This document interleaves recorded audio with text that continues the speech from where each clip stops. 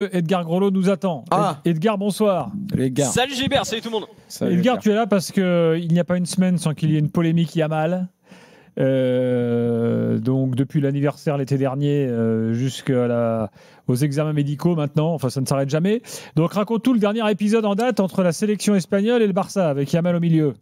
Alors, donc ce qui s'est passé, c'est effectivement le dernier épisode, on rappellera ceux qui se sont passés avant, mais le dernier épisode en date, c'est donc un communiqué publié par la fédération ce matin, où il explique que Lamine Yamal ne va pas pouvoir finalement participer au rassemblement de l'Espagne, et surtout où la fédération se dit extrêmement surprise par un manque de communication du corps médical du Barça et du FC Barcelone, puisqu'ils assurent avoir été prévenus hier à la mi-journée d'une intervention médicale pour Lamine Yamal, et surtout ils assurent avoir reçu une lettre hier à 22h40 qui les informait que Lamine Yamal avait besoin de 7 à 10 jours de repos après cette intervention et donc qu'il n'allait pas pouvoir participer à ce rassemblement. Luis de la Fuente a pris la parole aujourd'hui sur la radio publique dans une interview. Il a dit qu'il était choqué, qu'il n'avait jamais connu une situation comme ça avant, qu'il avait absolument aucune information jusqu'à cette communication du club, mais que c'était donc après l'intervention médicale.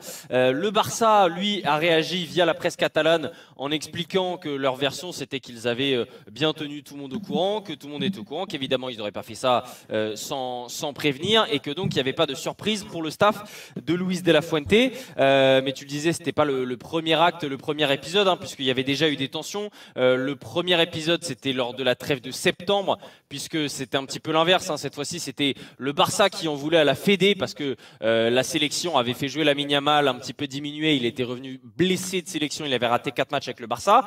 Et puis, la trêve d'octobre, Lamine Yamal avait été convoqué. Luis de la Fuente avait fait une conférence de presse où il expliquait que tout allait bien. Et quelques heures après, le Barça avait sorti un communiqué pour dire qu'il était blessé et qu'il ne pouvait pas participer à ce rassemblement. Donc, c'est l'acte 3.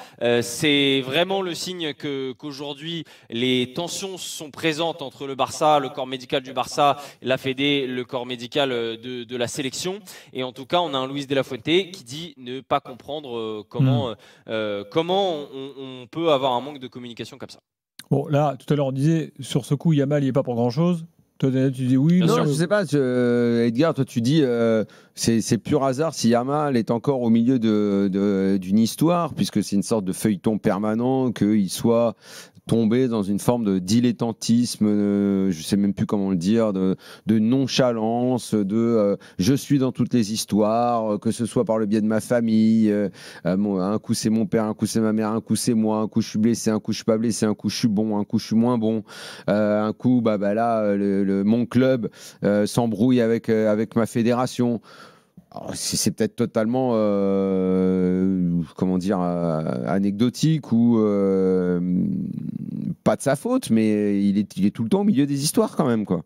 Alors, ce qu'on sait déjà, c'est qu'il souffre vraiment d'une pubalgie, que c'est handicap. Ça, c'est pas de sa faute. Il en souffre et le club essaie de le traiter. Ça dépend, parce que la pubalgie, c'est une maladie de l'hygiène de vie. Enfin, c'est aussi une maladie qui touche pas que Lamine Yamal, et on n'entend pas les mêmes critiques pour un Nico Williams ou un Franco Mastantuono qui ont la même blessure. Nico Williams non plus ne participe pas les mêmes critiques, à la sélection. C'est encore autre chose, mais ça. Non, mais évidemment, c'est pas le même niveau de joueur, mais je veux dire, on peut pas tout remettre sur le dos de Lamine Yamal. Et encore une fois, là, j'ai surtout l'impression que c'est un problème entre le Barça et la Fédé. Comme il y avait beaucoup des problèmes qui entouraient Lamine Yamal, qui étaient plutôt liés à des problèmes de communication de son entourage et du club, que directement à cause de Lamine Yamal. Ça ne veut pas dire qu'il a toujours été exempt de tout reproche et qu'il n'a pas fait des erreurs, et que quand il avait 17 et maintenant 18 ans, il n'a pas fait des erreurs. Mais je pense que c'est quand même dur d'en vouloir à un joueur qui souffre d'une pubalgie. Non, moi, je ne lui en veux pas, mais rôde cette idée partout, même en Espagne, que ça va mal tourner, que ça va ressembler trop à Neymar, que ceci, que cela. Cette idée, elle existe en Espagne. C'est quelque chose dont les gens parlent beaucoup.